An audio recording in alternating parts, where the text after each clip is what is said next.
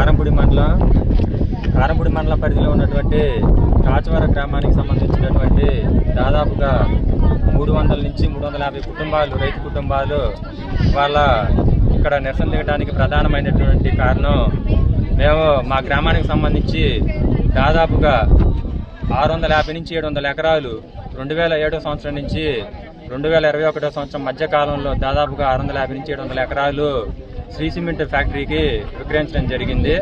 ఆ విక్రయించే సమయంలో శ్రీ సిమెంట్ ఫ్యాక్టరీ యాజమాన్యం వాళ్ళు ఇక్కడ ఉన్నటువంటి గ్రామంలో ఉన్నటువంటి ప్రతి రైతు కుటుంబానికి అర్హత కలిగినటువంటి వాళ్ళకి ప్రతి ఒక్కరికి కూడా జాబ్లు ఇస్తామని హామీ ఇచ్చినటువంటి పరిస్థితి.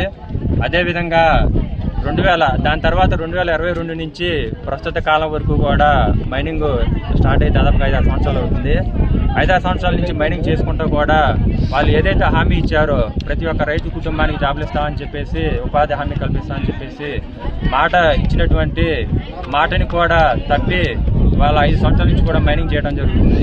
కాబట్టి అదేవిధంగా మైనింగ్ కూడా ఇంకొక సమస్య ఏంటంటే, మైనింగ్ కూడా గ్రామానికి అతి చేరువలో 100 మీటర్ల దూరంలో మైనింగ్ అనేది పెట్టడం వల్ల దాని నుంచి వచ్చేటటువంటి ప్లాస్టిక్ కారణంగా వచ్చేటటువంటి దుమ్ము ధూళి వల్ల కానీ, ఆ సౌండ్కి కానీ, అదేవిధంగా ప్లాస్టిక్ కారణంగా చాలా ఇళ్ళకు కూడా క్రాకులు వచ్చి ఇల్లు డ్యామేజ్ కూడా అయినటువంటి పరిస్థితి.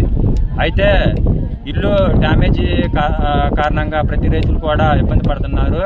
అదేవిధంగా ఊళ్ళో నీటి సమస్య అంటే ఇక్కడ ప్లాస్టిక్ వల్ల నీళ్లు కూడా పొల్యూట్ అవ్వడం కూడా జరుగుతుంది. కాబట్టి ఇన్ని సమస్యల కారణంగా మేము ఈరోజు దాదాపుగా ఈ 400 రైతు కుటుంబాలు కూడా మేము ఒకటే డిమాండ్ చేస్తున్నాం యాజమాన్యాన్ని, మాకు శాశ్వతంగా పరిష్కారం చూపిస్తే మాకు ప్రతి రేషన్ కార్డు ఉన్నటువంటి ప్రతి కుటుంబానికి కూడా కాంపన్సేషన్ అనేది ఇస్తే మేము గ్రామం విడిచిపెట్టిపోవడానికి కూడా సిద్ధంగా ఉన్నామని చెప్పేసి ఈ రోజున ఈ నిరసన అనేది చేపట్టడం జరిగింది. కాబట్టి మేము ఒకటే డిమాండ్ చేస్తున్నాం యాజమాన్యాన్ని, మాకు శాశ్వతంగా పరిష్కారం అనేది దొరికేంత వరకు కూడా మా ఈ పోరాటం అనేది కొనసాగుతూనే ఉంటుందని మనం చేసుకుంటూ సెలవు.